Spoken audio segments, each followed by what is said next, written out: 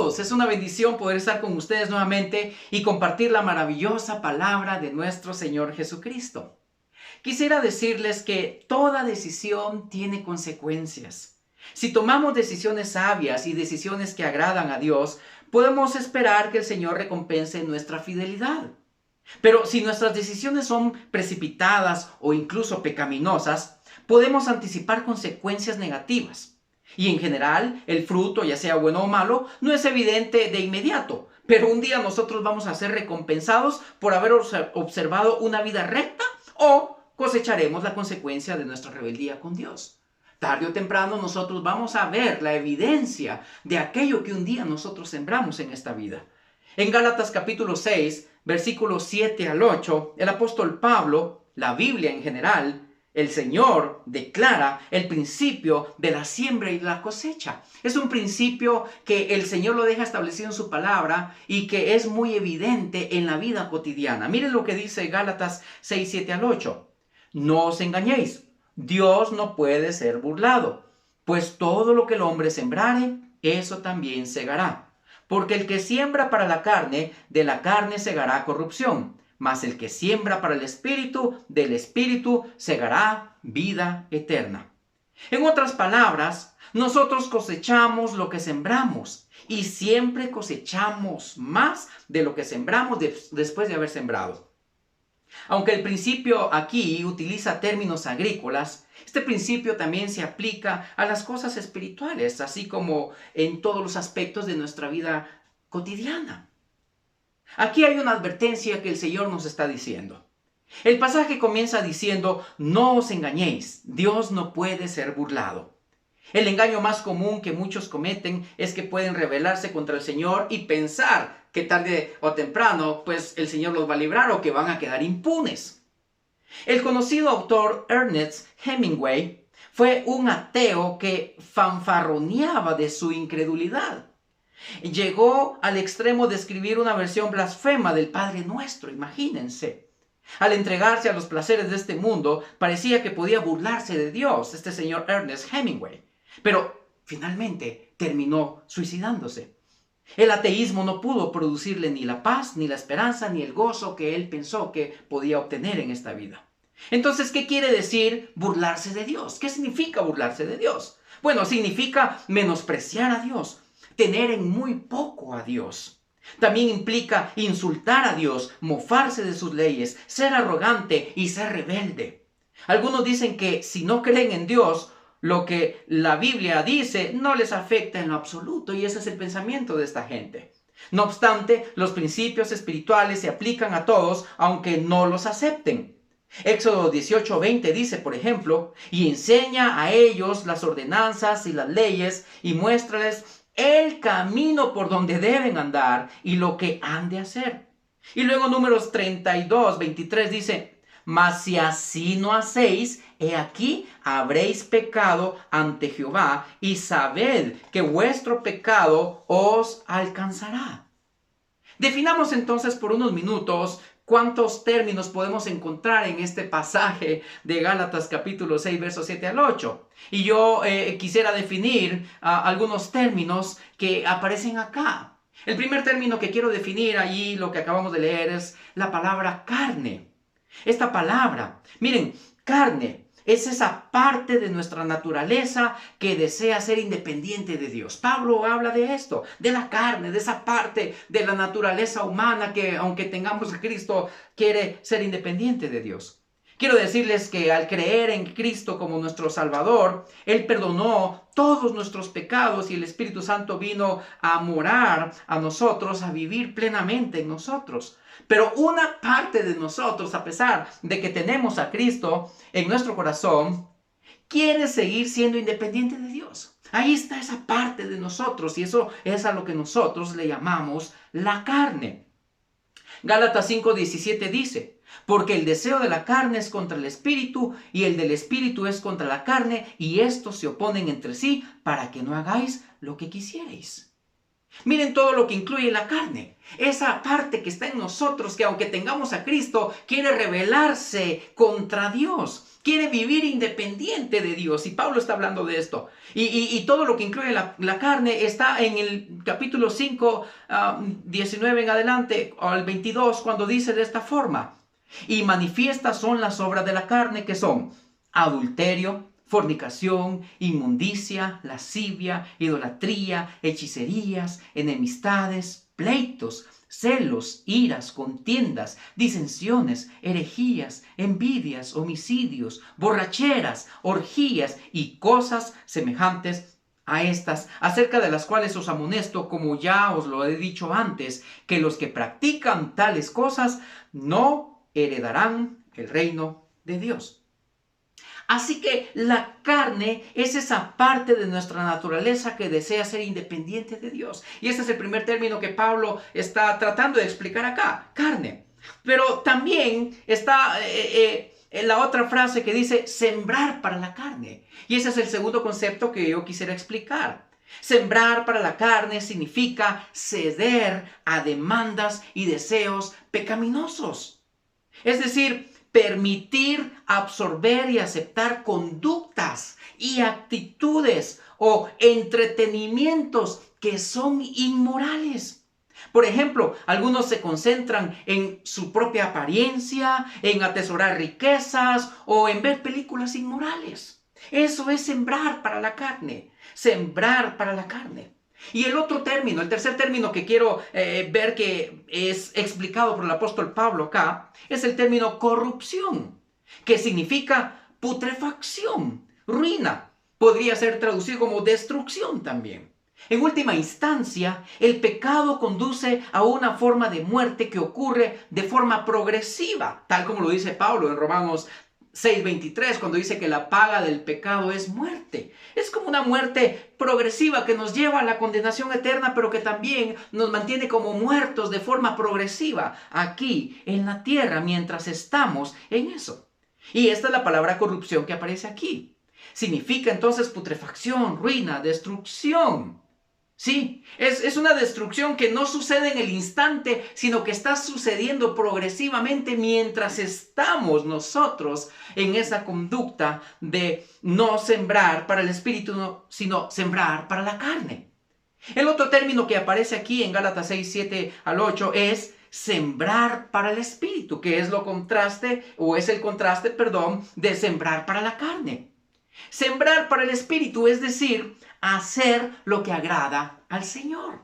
Eso, en términos generales, significa llenar nuestra mente de la Biblia y de las enseñanzas de Dios. Es estarle dando cabida a los preceptos de Dios. Es estar tratando de vivir para Dios. Más adelante, en Gálatas 6, 8 al 10, se nos dice: porque el que siembra para su carne, de la carne segará corrupción, mas el que siembra para el espíritu, del espíritu segará vida eterna. No nos cansemos, pues, de hacer bien, porque a su tiempo segaremos si no desmayamos. Así que, según tengamos oportunidad, hagamos bien a todos y mayormente a los de la familia de la fe. La obediencia a Dios aumenta la influencia del Espíritu Santo en toda persona que se entrega a obedecerle. Mientras más obedezcamos a Dios, el Espíritu Santo va a estar obrando más en nosotros y estaremos, por lo tanto, sembrando más en el Espíritu y menos en la carne. Pero un quinto término que aparece aquí en este pasaje de Gálatas 6 es la palabra o la frase vida eterna. Es decir, duradera. Una vida de calidad y una vida de alta calidad que va a durar por siempre. Miren, al sembrar para el espíritu, la cosecha será duradera. Va a ser una cosecha de origen divino. Sembrar constantemente para el espíritu nos mantiene conectados no solo a la vida eterna que Cristo ya nos ha dado por haber creído en Él, sino también a una vida fructuosa que nos permite sostener buenas relaciones con otras personas en este mundo, ya sean cristianas o no. Por eso Pablo dice esto en Gálatas 5, 22 al 23. Dice: mas el fruto del Espíritu es amor, gozo, paz, paciencia, benignidad, bondad, fe, mansedumbre, templanza. Contra tales cosas no hay ley. Así que si nosotros sembramos semillas de rectitud, vamos a cosechar paz, integridad, relaciones benéficas de gran calidad y de un valor muy permanente. Quienes continúan sembrando para el Espíritu pueden esperar que Dios los vaya a recompensar. Así lo dice más adelante, siempre en el pasaje de Gálatas capítulo 6, verso 9. Miren lo que dice. No nos cansemos pues de hacer bien, porque a su tiempo segaremos si no desmayamos. Quiero decirles que en 2 Corintios 4, del 9 al 10 y capítulo 11, del 23 al 28, vemos que el apóstol Pablo había sufrido persecución, sufrió azotes, naufragio y lo habían apedreado e incluso lo llegaron a encarcelar. Pero cuando luego leemos 1 Corintios 15, 18, vemos que a pesar de todos esos sufrimientos, él también exhortaba a los creyentes, como dice ahí, a estar firmes y constantes, creciendo en la obra del Señor siempre, sabiendo que vuestro trabajo en el Señor no es en vano. Por alguna razón, muchos creyentes de muchas épocas e incluso creyentes de hoy en día han estado esperando recibir recompensas materiales por su obediencia al Señor. Pero eso no sucedió así con el apóstol Pablo, aunque en general sus necesidades fueron suplidas. Y eso es lo que vemos en la vida del apóstol Pablo. Él no perseguía cierto tipo de bendiciones materiales como resultado de su obediencia a Dios. No fue así en el apóstol Pablo. Y no obstante, gracias a su perseverancia, sus cartas siguen alentando e instruyendo a millones de creyentes por todas las generaciones hasta el día de hoy, por lo que yo sospecho que su recompensa celestial va a ser muy enorme. Así que la promesa de Gálatas 6:9 nos recuerda a los que sirven a Dios con toda fidelidad, aún sin recibir reconocimiento terrenal alguno. Además, no olvidemos a quienes en la actualidad sufren persecución en distintos países del mundo en una era de supuesta libertad y de derechos humanos. Para todos esos creyentes sigue vigente la exhortación de no desmayar. Y para nosotros también la exhortación sigue, no debemos desmayar. Pues esos creyentes, los que sufren la persecución hoy en día y nosotros que también sufrimos otras cosas, si no persecución, pero pruebas, adversidades, dificultades, tentaciones que el mundo nos pone y eso que sale de nuestra carne de querer desagradar a Dios, eso realmente va a quedar a un lado porque vamos a recibir nuestra recompensa y vamos a descubrir que sí vale la pena recibir al Señor. Por eso esa exhortación de no desmayar es para nosotros también, porque tarde o temprano, si nosotros permanecemos firmes, el Señor nos lo va a recompensar, porque todo lo que se siembra, se cosecha. Así que sembremos mientras tengamos la oportunidad.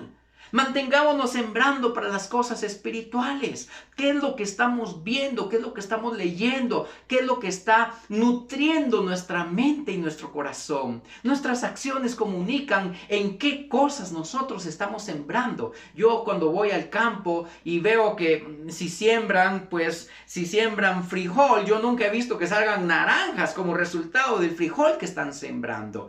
Va a salir frijol si nosotros sembramos frijol. Y quiero decirles que si nosotros sembramos para la mentira, tarde o temprano nuestra cosecha va a tener que ver con algo que tiene que ver con la mentira. Tal vez alguien más nos va a mentir, alguien nos va a hacer daño con eso. Si nosotros robamos, tarde o temprano, algo va a pasar con esa acción que nosotros cometimos. Alguien dirá, pastor, pero ¿será que Dios puede perdonarme? Yo digo, sí, Dios puede perdonar nuestros pecados. Cuando nosotros sembramos en pecados, ¿verdad? Dios nos perdona. Pero déjame decirte que tarde o temprano las consecuencias de eso que tú sembraste va a salir. Como tarde o temprano el frijol sale después de haberse sembrado. No es instantáneo. La cosecha no va a ser en el momento. Pero quiero alertarte de que lo que tú siembres, de eso vas a cosechar. A veces nos preguntamos, pero ¿por qué me está yendo tan mal? ¿Por qué las cosas no me salen bien? ¿Por qué todo iba bien, pero de repente una tras otra? Y quiero decirte, es porque en algún momento de tu vida tú sembraste algo malo y ahora estás cosechando todo esto. Por supuesto que Dios te puede perdonar, pero la consecuencia es inevitable. Es importante entonces que para que la cosecha mala ya no venga a tu vida, pues deja de sembrar en eso. El Señor te perdona tus pecados, pero también quiere que dejes de sembrar en cosas malas en tu vida, que dejes de colocar semillas negativas en tu vida, porque si no lo dejas de hacer, vas a seguir cosechando cosas malas el resto de tu vida. Sembremos mientras tengamos la oportunidad. Sembrar para el Espíritu es un acto de fe. Se requiere fe para sembrar en las cosas espirituales, aunque solo es posible mientras estemos en este mundo, por cierto. Por esa razón, Pablo escribió en Gálatas 6:10, y miren lo que Pablo dice en Gálatas 6:10. Así que, según tengamos oportunidad, hagamos bien a todos, y mayormente a los de la familia de la fe. Todos gozamos del privilegio de sembrar semillas en las vidas de nuestros semejantes, en nuestros amigos, en nuestros parientes, en nuestros hijos, en los nietos, en compañeros de trabajo. Estas pueden consistir en actos pequeños. Estas siembras pueden ser cosas pequeñas, como decirle, por ejemplo, a alguien que Dios le ama, orar por algún enfermo o dar apoyo a un extraño que esté abrumado por alguna necesidad. Y ahora que estamos en un momento de crisis financiero, de crisis de salud, podemos sembrar en alguien, llevando víveres a una familia que lo necesita, llevando medicina a aquel que se quedó sin medicina, pagándole la consulta con el odontólogo, quizás a alguien que necesita que le saquen una muela. Nosotros podemos sembrar, dar una ayuda al menesteroso, a la viuda, a aquel que está en las calles. Ahí podemos nosotros sembrar en aquellos que están pasando necesidad. Y este tipo de siembra también incluye presentar el mensaje del Evangelio a quienes todavía no conocen el poder salvador de nuestro Señor Jesucristo. También podemos sembrar repartiendo volantes evangelísticos, lo que llamábamos antes los famosos tratados, que hoy en día como que ya no se hace. Pero podemos sembrar dando algo de información del Evangelio, mandando un WhatsApp con un mensaje o dando algo en el internet, invitar a algunos a escuchar programas cristianos de radio o de televisión. Por ejemplo, nosotros que somos misioneros del ministerio El Camino de la Vida, programas radiales que se transmiten desde hace 60 años en toda América Latina, nosotros lo compartimos por WhatsApp, por el Facebook, por las redes sociales. Vamos a las radios, a radios cristianas y no cristianas a compartir. Podemos compartir mensajes evangélicos con la gente, y con eso estamos sembrando en las cosas espirituales. También compartir mensajes de YouTube, lo que sea.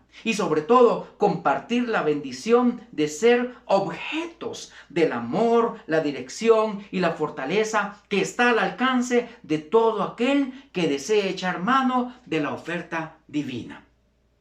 Si acaso estamos tentados a desalentarnos, recordemos que Dios no olvida lo que hagamos en su nombre, por pequeño que parezca. Jamás va a olvidar Dios lo que hacemos en su nombre. Por eso debemos sembrar para las cosas espirituales, porque aunque sea muy poquito lo que hagamos, tarde o temprano va a fructificar para bien, no solo en nosotros, sino en la vida de alguien más a quien nosotros estamos bendiciendo.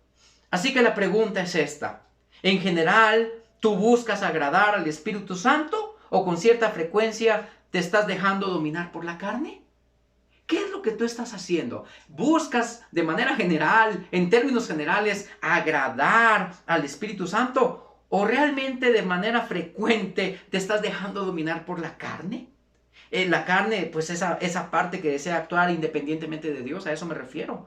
O quizás puedes hacerte esta pregunta. ¿Acaso fluctúas tú entre esas dos alternativas? ¿Será que estás haciendo incluso las dos cosas? ¿Sembrando para el espíritu y a la vez sembrando para la carne? ¿Cuál de las dos cosas estás haciendo? ¿O estás haciendo las dos cosas a la vez, que sería algo peor? ¿Sería algo terrible? Pues quiero decirte que este sermón es para ti. Este sermón es para mí. Este sermón es para todos aquellos quienes de una u otra forma nos decimos ser creyentes. Tenemos que aprender a sembrar solamente para el Espíritu, para las cosas de Dios. No podemos ser espirituales y carnales a la vez, simultáneamente. Por eso el apóstol Juan escribe en el Apocalipsis, cuando habla en el capítulo 3, verso 16, a la iglesia de la Odisea. El Señor habla a la iglesia de la Odisea. Dice, por cuanto que eres tibio y no frío ni caliente, te vomitaré de mi boca. No es de agrado para Dios que seamos esas dos cosas a la vez. O somos espirituales o somos carnales. Solo hay dos tipos de creyentes, el creyente espiritual o el creyente carnal. Y algunos dicen, bueno, pero ¿será que el creyente carnal es verdaderamente creyente? Yo debo decirte, sí es creyente, pero tiene esa lucha con esa parte que quiere vivir en libertad fuera de la voluntad de Cristo. Así que mi oración es que hoy mismo tú decidas sembrar las semillas de amor, la semilla de la paciencia, de la verdad y de la rectitud. Recuerda que toda decisión tiene sus consecuencias. Cosechamos lo que sembramos y siempre cosechamos más de lo que sembramos después de haberlo sembrado. Amigo y amiga, tarde o temprano tú vas a cosechar lo que estás sembrando, ya sea algo bueno o algo malo, pues es imposible escapar de ese principio eterno de la siembra y la cosecha. Tómate el tiempo necesario para sembrar las semillas que recomienda el Señor en su palabra. Y no dudes que Él levantará una cosecha de recompensas eternas con las que Él mismo va a premiar tu fidelidad a Él. Mi deseo es que el Señor te bendiga abundantemente hoy y siempre, en la medida en que tú siembres para el Espíritu. Que esta palabra sea un refugio para ti y que esta palabra fortalezca la vida espiritual que estás llevando con Cristo Jesús y que fortalezca tu mente, tu corazón y tus acciones y que comprendas que debes caminar en el camino del Señor, viviendo en el Espíritu, sembrando cosas espirituales. Es momento de salir ya de aquello que no es lo espiritual. Relaciones que tienes que cortar de raíz, que te pueden llegar a destruir el resto de tu vida si tú no tomas una decisión espiritual hoy. Situaciones en las cuales te has metido que ahora dices, pero ¿por qué me está pasando lo que me pasa? Porque has sembrado algo y ahora estás cosechando. Pero Dios tiene misericordia si le pides perdón al Señor ahora mismo. Y ahí donde estás puedes orar y decirle, Señor, te pido perdón y pongo mi vida en tus manos para que a partir de ahora todo lo que yo siembre sea en el Espíritu, para que haya bendición plena en mi vida.